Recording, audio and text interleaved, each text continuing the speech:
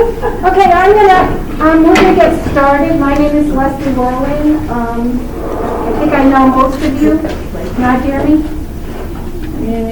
Well, that, you have to talk loud. That only records. It's not a projector. Okay, but I think there's an empty seat here if you can't hear me. Okay. I will listen carefully. Okay, all right. So we're going to do a collage today. It's a really fanciful kind of collage, and I'm hoping you're going to have fun with it. If you're not familiar with collage, it's just putting things together and laying them down on paper in a manner that is personal to you. So the way we're going to start, and we put a bunch of pieces out so you could see. Those mostly are mine. One is Angela's. It's the first time she did it, and she came up with a really wonderful collage. I did these a long time ago, so it's hard for me to speak to it. But you can put down any kind of base. We chose watercolor, so you're going to just begin with a quick watercolor wash and put that down and let it dry. If it's not drying, I work very wet, so if it's not drying fast, there's hair dryers up there and you can go over and dry it. But while you're waiting for your watercolor to dry, you can be looking for images. So there's tons of magazine, decorative papers, all kinds of stuff up there. And once you get home, if you want to add other things to it, feel free. Yes. Any questions so far? Okay. The idea is really just to have some fun with it and think outside the box, see what speaks to you in the magazines, and see how it goes together. I usually have a lot of things out in front of me, and I just play and see what's going to work. It's just an imaginative kind of activity to see what develops, and we put bags back there, so if you're not finished and you want to take some of the stuff home with you, you can take some of the stuff home. We put out, we're going to give you the watercolor paint, and you all have watercolor paper in front of you, a piece of watercolor, and that's what you're going to take a big brush and do a quick wash on it. A wash is when you just take a little bit of the watercolor paint and mix it with a little water and just zip, put it on there and let it dry. I did other things to the background. We won't have time for that today, but when you go home, if you want to add and do some interesting things, feel free to do that. We are providing scissors and we're providing glue sticks or liquid glue if you prefer. You can take a piece of wax paper and load it with the liquid glue. I love working on wax paper, gluing things on wax paper, because I don't like things to be sticking to the other papers that we have. So feel free to take some of the wax paper to kind of paint the back of something that you want to glue down. Because we're not going to use brushes to paint with the glue. So there's sticks and there's Q-tips to apply glue with. I'm not sure what you mean about the wax paper. We need it. I live by wax paper. I put everything on there. So I'll take pieces of paper, do the gluing on the wax paper instead of on this kind of paper that you have here, just so it doesn't stick to it, So the wax paper is just it's nice to use because you're not having everything stick together. You mean when you're putting the glue on the glue on. to glue Yes, it on? yes, glue it on there. So Angela will pass out a little bit of watercolor for you to apply. So when you're ready, which is right away you want to do that, is get the watercolor. There's water in front of you. You can share that one container of water and just quickly do a wash on your paper and let it dry. We also, yeah, there's more water needed. Yeah. We also brought lots of decorative papers.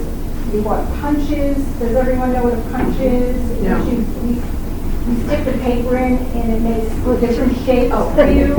So those are fun to work with, and you'll see that I used a lot of punches, like flower punches or swirls or, whatever paint to my imagination. And there's interesting those decorative edge scissors, the ones that you can cut your shapes with.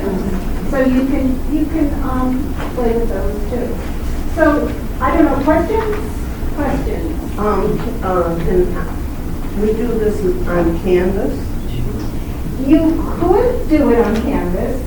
In fact, yeah, Darlene is going to do it on canvas, but we've got her a little bit of acrylic paint to do a wash. So if you really want to do that, you could do a wash on canvas as well. Let us know. She already has some acrylic down there. I have the paint right here. Okay. I could just make notion, there's two sides to this watercolor paper. You might want to use the one that has the more tooth on it. I think that's the side you're supposed to paint. Any other questions? We'll be walking around, so if you have questions, please feel free. If you haven't looked at some of the ones that are up there, some have borders on them, some don't. It's really your call on how you want to approach it. So just have some fun with it. Okay? But they have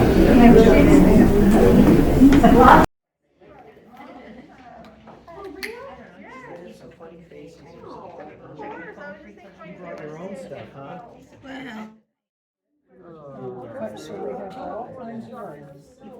But, you know, I didn't know what you were looking at and going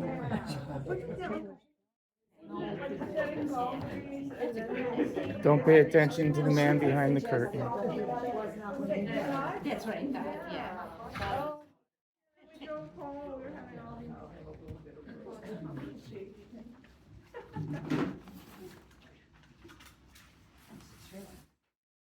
Okay. Leave the wet paper, and then that's how I do it. And then just start putting color. And I'm looking for something usually, this is just me, that is, just a background, just a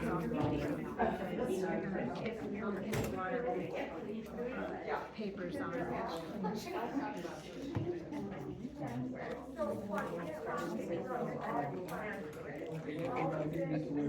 I'm doing wings.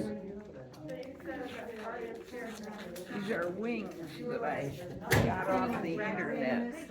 Very nice. So I'm doing wings. You could do that, or, I mean, I think watercolor.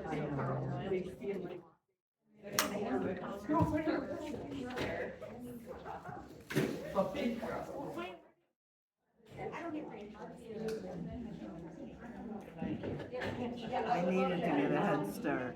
Right. Yeah. I needed the incentive.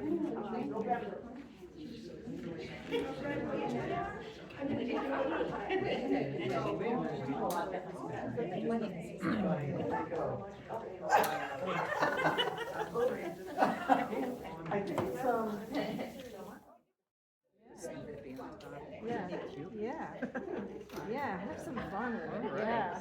Just getting some footage of what people are doing.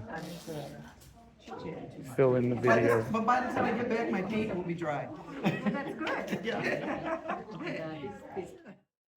watching the debate and one is the cat with like the eyes are real big. And the dog is like. I'm like, oh no. Yeah, seriously. So.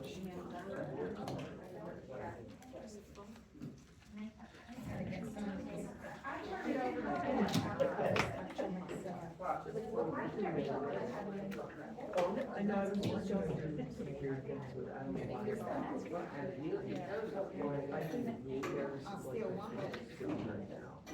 why.